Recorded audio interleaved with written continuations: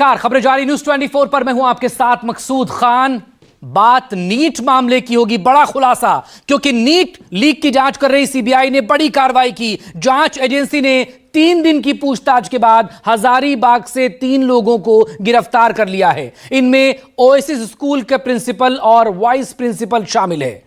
एहसानुल हक प्रिंसिपल है, जिसके स्कूल में नीट परीक्षा का सेंटर था, जहां के बक्से से ही नीट का पेपर लीक हुआ था। स्कूल में पहले बिहार आर्थिक अपराध इकाई ने भी जांच की थी, जिसमें स्कूल की भूमिका को संदिग्ध माना गया।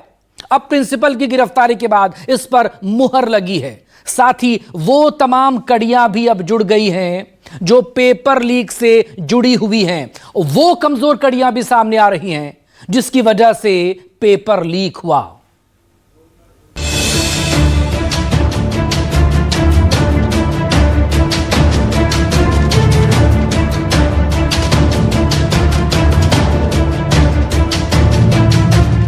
नीट लीक में अब तक का बड़ा वार, हजारीबाग से 3 को किया गिरफ्तार। नीट को कैसे किया डर्टी, खुला राज, लीक की कमजोर कड़ी का राज फाश।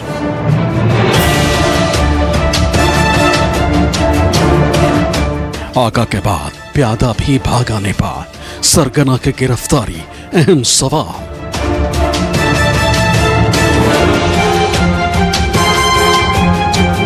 चिंटू और मुकेश उगल रहे सच्चाई, मनीष आशुतोष का फोन खंगाल रही सीबीआई। नीट पेपर लीक की परत दर परत सामने आ रही है। इसके साथ ही सामने आ रही है वो बड़ी लापरवाही जो इतनी बड़ी परीक्षा के साथ की गई थी। कड़ियां आपस में जुड़ रही हैं, जिससे पेपर लीक से पर्दा भी उठ रहा है। अब तक जो बात सामने आई है वही जोर इशारा करती है कि पेपर 3 मई को ही लीक हो गया था। 3 मई की सुबह रांची एयरपोर्ट पर नीट का क्वेश्चन पेपर पहुंच गया था।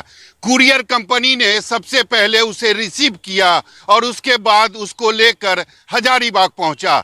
दोपहर में courier company Hazaribagh question paper लेकर पहुंच गया था और उसके बाद कुरियर कंपनी ने उसे अपने ऑफिस से एसबीआई के लॉकर तक पहुंचाया। और इस बीच ऐसा माना जा रहा है कि इसी बीच क्वेश्चन पेपर लीक किए गए। बिहार की आर्थिक अपराध इकाई ने जब सीबीआई को अपनी जांच रिपोर्ट सौंपी तो इसका विशेष रूप से जिक्र किया। आर्थिक अपराध इकाई ने ओएसिस स्कूल के प्रिंसिपल को भी संदेह के घेरे में रखा था। यही कारण है कि जब सीबीआई ने जांच शुरू की तो वो सबसे पहले हजारीबाग के ओएसिस स्कूल पहुंची थी, जिसके प्रिंसिपल एहसानुल हक को हिरासत में लिया था। जिस रिक्शा चालक ने ई रिक्शा से क्वेश्चन पेपर को कुरियर ऑफिस से बैंक तक पहुंचाया, उसका नाम मनोज है। सीबीआई ने चालक से यानी ई रिक्शा के चालक से पूछताछ कर ली है। उसने बताया कि उसके एवज में यानी कुरियर ऑफिस से बैंक ले जाने के क्रम में उसको किराया 170 रुपया मिला था और कुरियर का एक स्टाफ यानी कुरियर कंपनी का एक स्टाफ उसके ई रिक्शा पर बैठा हुआ था। बाकी 2 जो स्टाफ थे कुरियर कंपनी के, वो मोटरसाइकिल से उसके साथ चल रहे थे। सीबीआई की टीम ने ई रिक्शा चालक से पूछताछ से पहले उस रास्ते के भी सभी सीसीटीवी कैमरों को खंगाला जिससे पेपर बैंक ले जाए गए थे। इसके बाद पूरी तैयारी के साथ सीबीआई टीम ने बैंक कर्मियों, कुरियर कर्मियों, स्कूल प्रिंसिपल से पूछताछ की। सीबीआई ने पूछताछ के बाद ई रिक्शा चालक मनोज को छोड़ दिया था। ओएसिस स्कूल के प्रिंसिपल एहसानुल हक को पुलिस ने गिरफ्तार कर लिया है। उनके स्कूल के वाइस प्रिंसिपल को भी गिरफ्तार किया है। इसके साथ एक पत्रकार भी सीबीआई के हत्थे चढ़ा है। नीट पेपर लीक मामले में अब एक पत्रकार की भी एंट्री हो गई है। उसके कंपनी के प्रबंधक मैनेजर से भी सीबीआई की टीम लगातार पूछताछ कर रही है और ऐसा माना जा रहा है कि सीबीआई ने इसे यानी इस पूरे मामले को कब और कैसे हुआ ये पूरी तरीके से सीबीआई ने सुलझा लिया है। एक एक करके अब सीबीआई उन सभी किरदार पर पहुंचने की कोशिश कर रही है।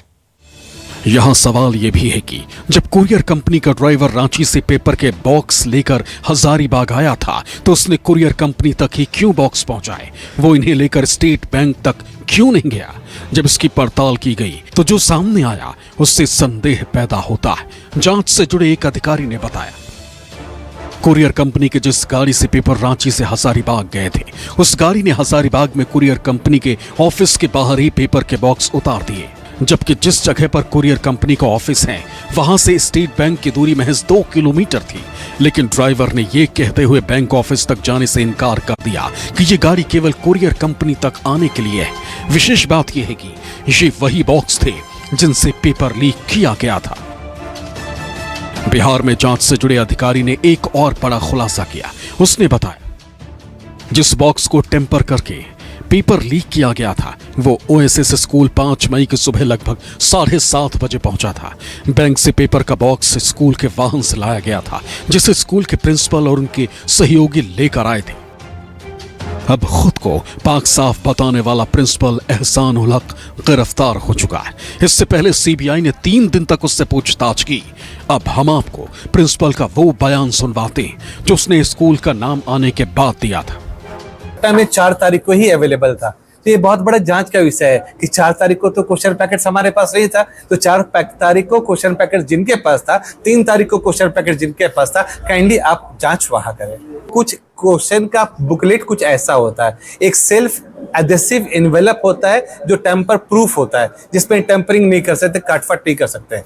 नॉर्मली उससे क्वेश्चन स्टूडेंट के सामने कैंची से कट कर निकाला जाता है। 24 बच्चे एक क्लासरूम में होते हैं, उनके सामने से कैंची से कट करके निकाला जाता है, जिसके विटनेस बच्चे भी होते हैं। और विटनेस भी होते हैं, उन्होंने गवाही भी दी इस बात की कि हमारे सामने ये कटिंग हुआ, सब कुछ ओके था। उन्होंने पैकेट को देखा। तो रांची से एक उन्होंने कहा कि नेटवर्क की गाड़ी से आया। नेटवर्क की गाड़ी जनरली वो गाड़ी होती है जो कई सारी कंपनीज को एक साथ सर्व करती, जहां जरूरत हो वहां। तो एक गाड़ी से आया। उन लोगों ने क्वेश्चन पूछा कि रांची से जो कुरियर की गाड़ी आई, तो वो कुरियर की गाड़ी में कितने लोग थे? उन्होंने कहा सिर्फ एक ड्राइवर था। सिर्फ एक ड्राइवर गाड़ी लेकर के यहाँ आया। झारखंड में पेपर लीक की कड़ियां जुड़ रही हैं, तो बिहार में रिमांड पर लिए गए चिंटू और मुकेश से लगातार पूछताछ जारी है, जो सीबीआई की टीम के सामने राज उगल रहे हैं। दोनों से सीबीआई की टीम ने अतुल वत्स और अंशुल सिंह से संबंधों के बारे में पूछताछ की। चिंटू पेपर लीक के सरगना संजीव मुखिया का रिश्तेदार है। आरोपी चिंटू की शादी संजीव मुखिया के भांजी से हुआ था, इसीलिए सीबीआई सबसे बड़ा राजदार जो है वह संजीव मुखिया को मान रहा है। और इसी एंगल से सीबीआई चिंटू से पूछताछ भी कर रही है।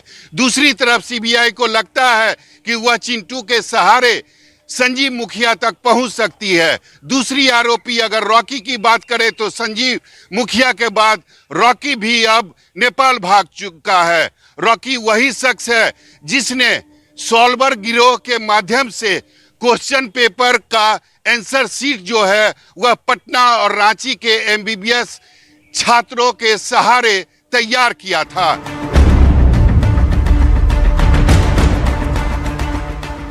बिहार और झारखंड में पेपर लीक कांड में अब तक 23 की गिरफ्तारी हो चुकी है। इनमें मनीष और आशुतोष भी शामिल हैं, जिन्हें सीबीआई ने गिरफ्तार किया था। दोनों को न्यायिक हिरासत में जेल भेज दिया गया है। वहीं जांच एजेंसी दोनों का मोबाइल खंगाल रही है। अगर जरूरत होगी तो इन्हें भी रिमांड पर लिया जा सकता है। बिहार झारखंड के साथ यूपी में भी सीबीआई की टीम सक्रिय है। पेपर लीक के आरोप में जेल में बंद रवि अत्री से पूछताछ की तैयारी हो रही है। रवि के साथ सीबीआई की टीम की नजर डॉक्टर शरद पर भी है, उससे भी पूछताछ की जाएगी। जांच के दौरान बिहार के संजीव मुखिया और रवि अत्री के बीच संबंध होने की बात सामने आई है। रवि अत्री और डॉक्टर शरद से पूछताछ के दौरान सीबीआई की टीम यह जानने की कोशिश करेगी कि कहीं इन दोनों का संबंध पेपर लीक से तो नहीं था। सीबीआई जल्द ही कोर्ट से पूछताछ के लिए परमिशन भी लेगी। पिछली पूछताछ के दौरान यह बात सामने आई थी कि संजीव मुखिया के बेटे और रवि अत्री ने एक साथ पढ़ाई की थी।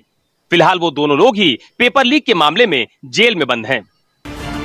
नीट लीक में मुंबई में भी एक्शन हुआ है। वहां पुलिस ने काउंसलिंग कंपनी के सेंटर पर छापा मारा तो मालिक फरार हो गया। सेंटर में काम करने वाले कर्मचारियों से पूछताछ के दौरान पता चला कि मालिक ने उन्हें अपना नाम तक गलत बताया था। काउंसलिंग कंपनी का सेंटर पिछले महीने 22 मई को खुला था। अब आदित्य देशमुख की तलाश हो रही है। मुंबई के नीट काउंसलिंग सेंटर में हम मौजूद हैं और यहाँ पर इस वक्त मुंबई पुलिस की टीम जो है वो जांच पड़ताल के लिए पहुंची है। न सिर्फ मुंबई पुलिस की टीम बल्कि मुंबई पुलिस की जो क्राइम ब्रांच यूनिट है उनके भी जवान जो है यहाँ पर इस वक्त मौजूद हैं। और आप तस्वीरों में देख सकते हैं कि जो कंपनी के कर्मचारी हैं उनसे लगातार पूछताछ जो है यहाँ पर की जा रही है। 1 महीने पहले नीट काउंसलिंग सेंटर के नाम पर जो है कंपनी शुरू की जाती है और उसके बाद महज अचानक जो है कंपनी का मालिक आदित्य देशमुख वो कंपनी बंद करके फरार हो जाता है। आप तस्वीरों में देख सकते हैं कि तमाम मुंबई पुलिस के अधिकारी जो हैं वो इस समय यहाँ पर पूछताछ जो है वो कर रहे हैं। एक तरफ जांच हो रही तो दूसरी ओर इस मामले को लेकर देश भर में लगातार प्रदर्शन हो रहे हैं। वहीं अब सबकी निगाहें सुप्रीम कोर्ट पर है, जहां 8 जुलाई को नीट से संबंधित सभी मामलों की सुनवाई होगी। इधर नीट पेपर लीक का मामला संसद के दोनों सदनों में गूंजा, जिसको लेकर सदन की कार्यवाही तक स्थगित करनी पड़ी। संसद की कार्यवाही जैसे शुरू हुई, नेता प्रतिपक्ष राहुल गांधी ने नीट पर चर्चा की मांग उठाई।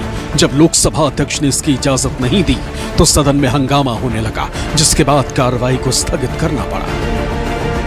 हिंदुस्तान के जो स्टूडेंट्स हैं उनको हम जॉइंट मैसेज देना चाहते थे। हाँ दें, आप सुनिए जॉइंट मैसेज देना चाहते थे ऑपोजिशन और सरकार के साइड से कि इस मुद्दे को हम जरूरी मानते हैं और इसीलिए हमने सोचा था कि आज स्टूडेंट्स की रिस्पेक्ट करने के लिए हम नीट पर डिस्कशन करें। ठीक है, आप डेडिकेटेड डिस्कशन। अब बात यह है कि 2 फोर्सेस हैं। वहीं राज्यसभा में नीट के मुद्दे को नेता प्रतिपक्ष और कांग्रेस अध्यक्ष मल्लिकार्जुन खड़गे ने उठाया। विपक्षी सदस्य हंगामा करते हुए वेल में आ गए। इसकी वजह से राज्यसभा की कार्यवाही को भी स्थगित करना पड़ा। आज स्टूडेंट्स बहुत परेशान है। नीट का एग्जामिनेशन बार 7 साल में 70 बार पेपर लीक होता है। I do not तो क्या है 7 साल में 70? I am not getting no. जब संसद के दोनों सदनों में नीट का मुद्दा उठा तो केंद्रीय शिक्षा मंत्री धर्मेंद्र प्रधान ने फिर सफाई दी। विद्यार्थियों को आश्वस्त करना चाहता हूं, देशवासियों को आश्वस्त करना चाहता हूं, कड़ी से कड़ी कार्रवाई हम करने वाले हैं। वो सारे कार्यक्रम शुरू हो गई है। जो भी लोग हैं उसकी तह तक हम किसी को भी नहीं छोड़ेंगे।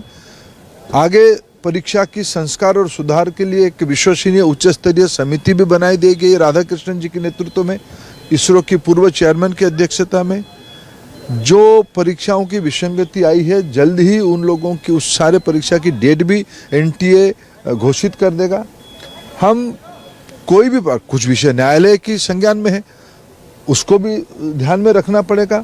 सरकार विद्यार्थियों को, अभिभावकों को आश्वस्त करना चाहती है कि हम आपके प्रति पूरा दायित्ववान हैं, हम संवेदनशीलता के साथ सारा विषय को देख रहे हैं।